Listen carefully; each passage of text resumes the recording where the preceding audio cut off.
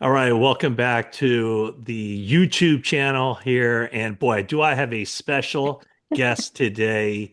It's a longtime friend and someone who took the internet by storm in the during the snowstorm in Buffalo. It's Kim Fortino. Kim, how you doing?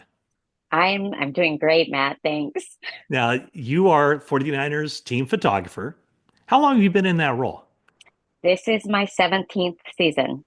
17th season. And so I've always recognized you as the embodiment of strength.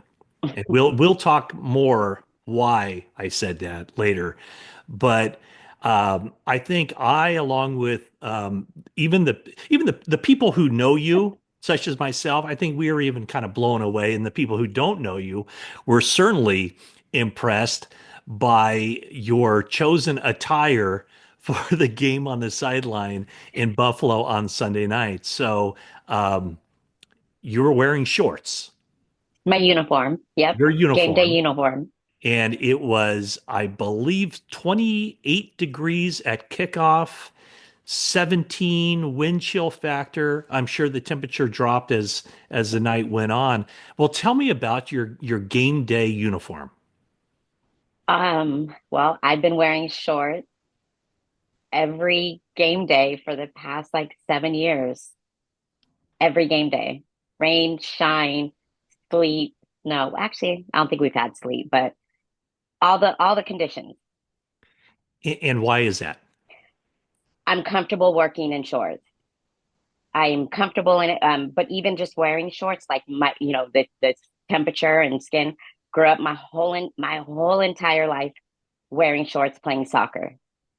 So when I tell people that, they go, "Oh, now it makes sense." In soccer, you don't wear tights, you don't wear sweats, and you play in all weather conditions. So I guess I'm just acclimated and used to whatever.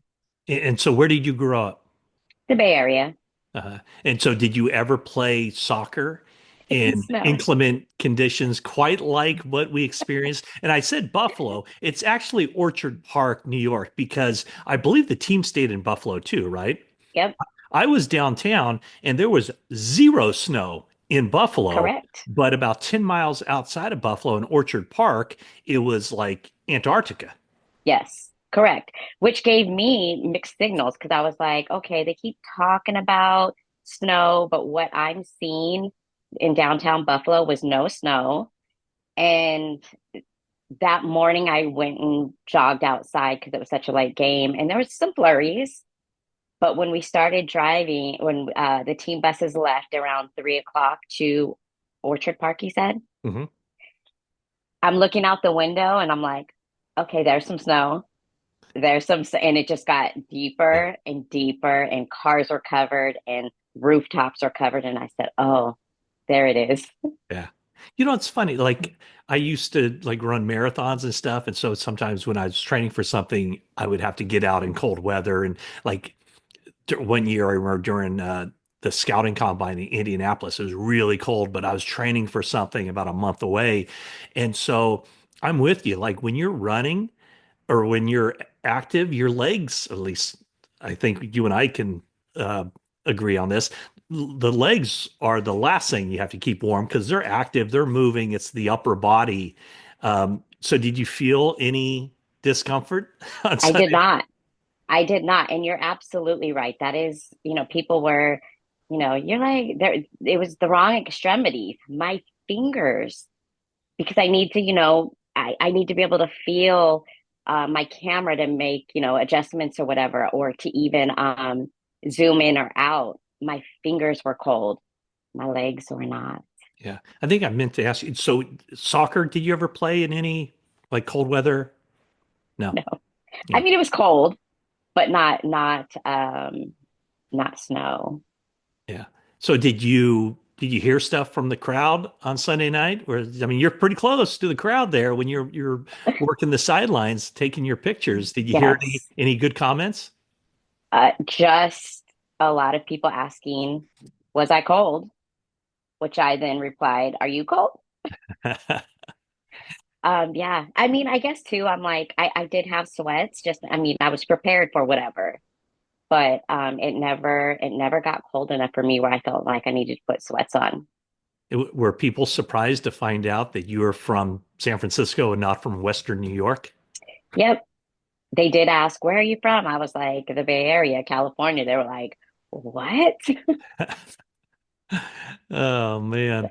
And so um, afterward, I guess, or when did you first hear that the internet had discovered you and there was a lot of references?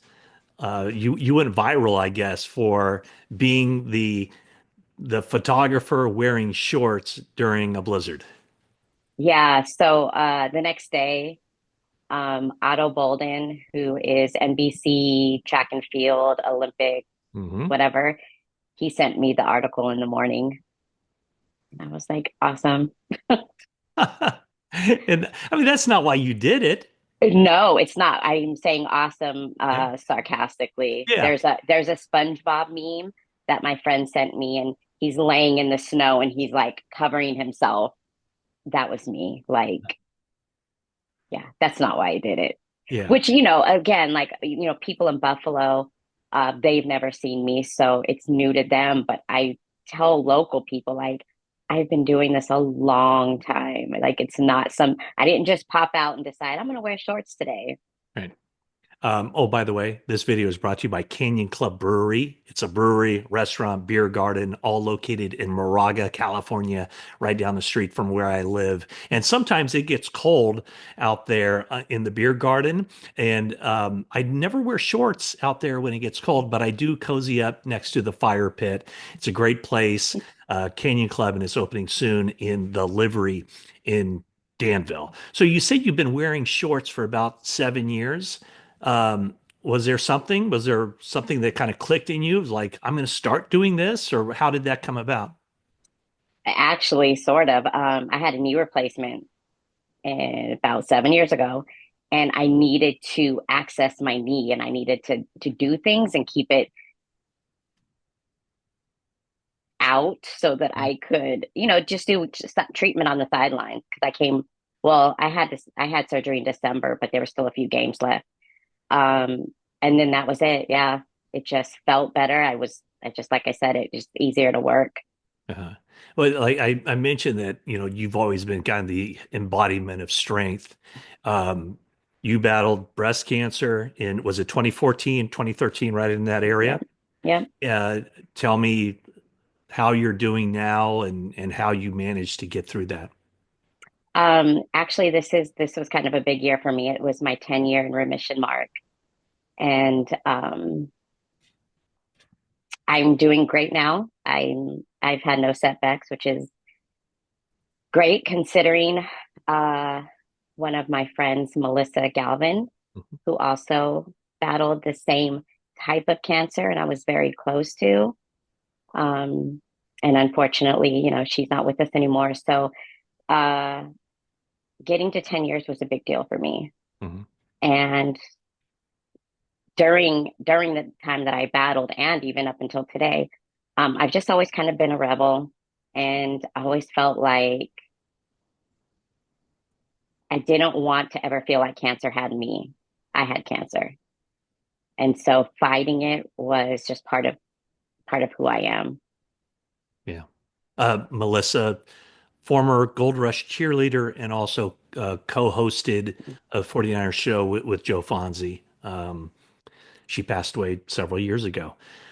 Um, how did your job and the relationships you formed and just being around the team, how did that help you through, those dark times or those times where you needed that strength?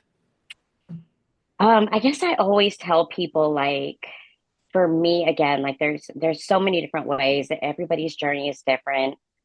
For me personally, I felt like if I stayed home, I it would just consume me. And so I kept working. I got treatment on Mondays so that I could work on Sunday. And football for me, just sport in general is like it's empowerment, it's teamwork, and it's just all of the elements that make me feel good every Sunday or Thursday or whatever day we're playing. And so for me, I immersed myself in the things that gave me strength. With the 49ers, I have also been doing the Make-A-Wish program I probably was doing about 5 years before I was diagnosed.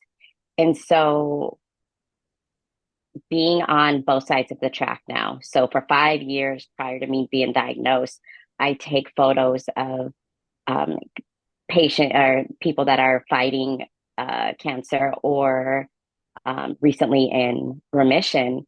And it just gave me a different perspective of them. And then I was diagnosed, and now I'm one of them. And so now, as I photograph them, it gives me a little bit of, again, just a little different perspective because I know what it feels like. I know what it's like to have this one day where you're not thinking about treatment. You're not thinking about what's ahead. You're not thinking about what's behind you. You have a whole entire team and an organization that stands behind you and makes you feel so good. And so yeah, so I mean, I always took pride in Make-A-Wish before, but even more so now. So yeah, and some of the parents still reach out and send me photos of the kids and anyways, that kind of got off topic with Yeah. Make-A-Wish, but that's just all a part of it. And being a part of the 49ers and the organization while I went through it, they were just so instrumental in keeping me positive and strong, to be honest.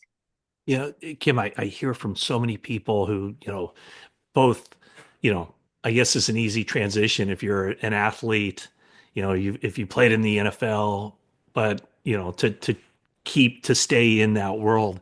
But there are so many opportunities for people like you and me who did not play, and play at, the professional level. And there's so many opportunities in particular, I think now that people realize so many opportunities for young ladies, young women. I have two daughters of my own, and they're not into sports, but I certainly know a lot of girls of their age, women of their age who are. And I'm constantly being asked, like, what can I do? Is there an avenue in sports, a career in sports? And I mean, there are, aren't there? I mean, there's like I talked to.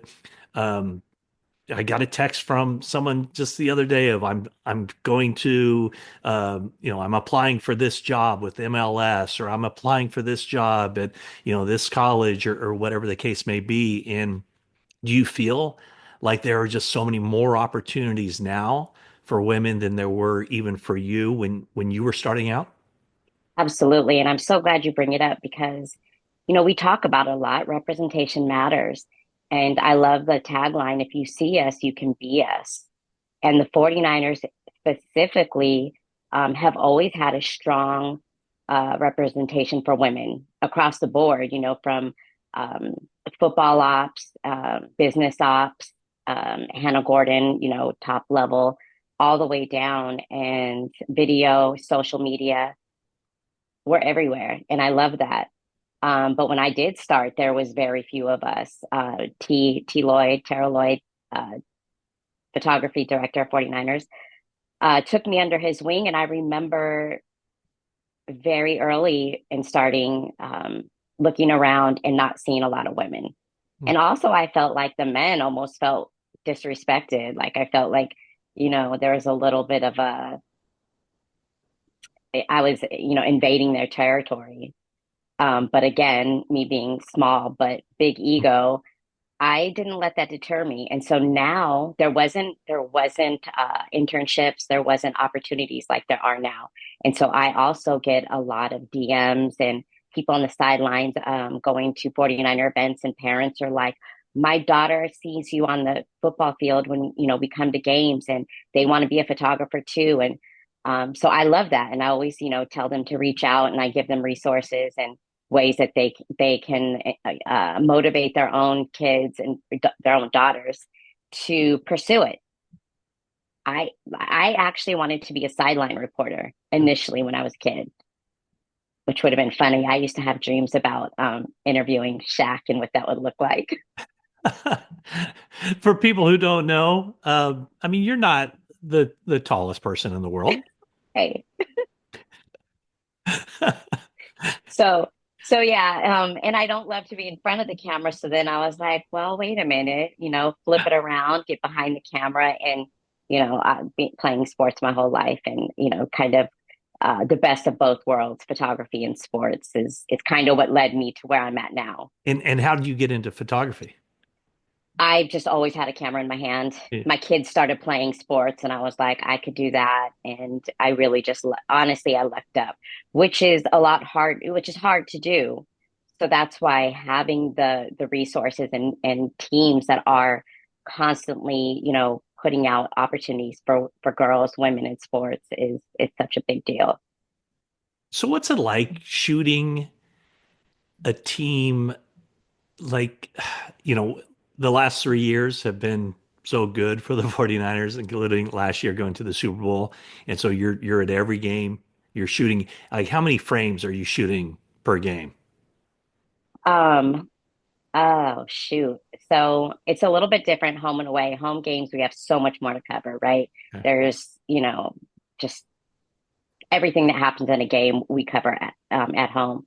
Road games, all we have is our guys, which is so fun. So a home game, I would say I'm low about 5,000, high about 7,500. Wow. Wow. And then do you immediately after the game go edit down to pick whatever handful, Yeah. dozen, two So dozen that you really like?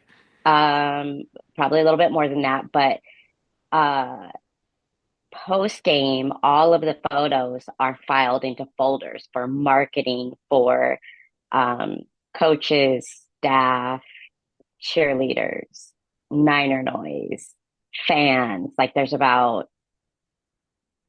15 subfolders. And so all of those are put into those folders. And then I go through the game stuff. And the first take on that is pulling highlights. Mhm. So highlights are, about I mean, if it's a great game, about probably around 250. Do you have a like what you can would consider like a forte, like action, emotion? Um, I don't know. Do you have kind of like a sweet spot where you think that, like that really is the essence of you as a photographer? Yeah, I'm definitely an emotional shooter. Action is great. Peak action, George in the end zone, like that's great. But I really like to connect a photo to a moment or an emotion. Mhm. And it could be sitting on the bench, right before the game, eye mask, or standing during the national anthem and a player is just really like, whatever's going through his head is an emotional moment. But yeah, that's really that's what I love. And you do have a really good relationship with the players. Does that help you kind of draw out their personalities in those moments that you just referred to? I think so because you have to that you build a for them to trust you. Nobody wants bad pictures, right? So knowing that I'm never going to put, if I do take bad pictures, there's times I thought an angle was cool. It was not. Those pictures aren't going to get posted. They aren't going to get put anywhere. Um, and so when you do have to get close sometimes. And so you're in their space. And I like to think that I get in and get out. Like I never want to stay and make anybody uncomfortable. But again, all of that comes with building trust and rapport with players and coaches for that matter. Is there a challenge when I mentioned the good seasons? Is there a challenge in creating memorable images or, during a season like this where, through 12 games, things aren't going so well? Yeah, yeah. Starting at Candlestick, I've had good seasons and bad seasons, and I graduated from TLU, that is Terrell Lloyd University. And I like to say, I think when I started, they weren't good seasons. And so his whole thing is always like, you just got to create. Like there's always something, like there's just always something. And you kind of got to keep your head on a swivel and you look for it. It may not be, I can tell you, on games that aren't so good, I'm not pulling 250 highlights. It's definitely going to be, lower than that. But Again, I going back to the trust thing and just nobody, when you're winning and things are going well, everybody wants the camera in their Mm, face. When mm. you're not, not so much, but being able to read the room, some like a trick might be to use a longer lens. So now I'm not up close to you, but I'm still getting my shot from afar without like disturbing maybe, your mental zone that, somebody might be trying to get in. You mentioned George Kittle, and I mean, he would be the first guy that comes to mind. But is there anybody else that you just love taking photos of because it's so layered, like with them and with their expressions or just how their image translates to your lens? Yeah, obviously, like George is definitely one of them. Fred is great. Um, he thinks that he thinks that he always catches me, like I can never catch him off guard, but that's not true. But also there are times like a Fred where I am trying to like get a moment and then he feels me or sees me and then he like plays to the camera and I'm like, no, just like act like I'm not here. Mm, Somebody new who does a really good job of that is Malik Collins. mm. He really like he understands the assignment always, and I really appreciate that. Talanoa is great, great camera guy. What's do you feel the wins and losses, or are you so locked into what you're doing, you don't really have time for that? Oh no, I feel it. Yeah. I feel it because it's also an energy out there, right? Like Huh? I said, like it's you feel it. Yeah. Well, Kim, thank you so much for shedding a little light on It's a the slow day. It shorts. was a slow day in sport. It's fun. That's why people like sports. I mean, you get to see the personalities of No, I the appreciate it. individuals we cover, and in this case, we get to see a little bit of the personality of the people behind the lens, which is always cool too. And I know people were talking about you, and I know that's not why you did it, but Right. it's kind of fun to get a little attention, isn't it? Eh, I'm I'm just gonna I'm just gonna shout out to Demo for, there's no such thing as bad weather, just soft people. There we go. My And favorite quote. there's the other no such thing as bad weather, only bad clothing. But in the case for Oh, you, the clothing was from the waist up, keeping you warm. that's right. All right. Well, Kim, thank you so much. And Thank you too. I will be watching for you on the sideline when the 49ers play the Bears on Sunday. All right. Take care. Thanks, Matt. Okay, thank you.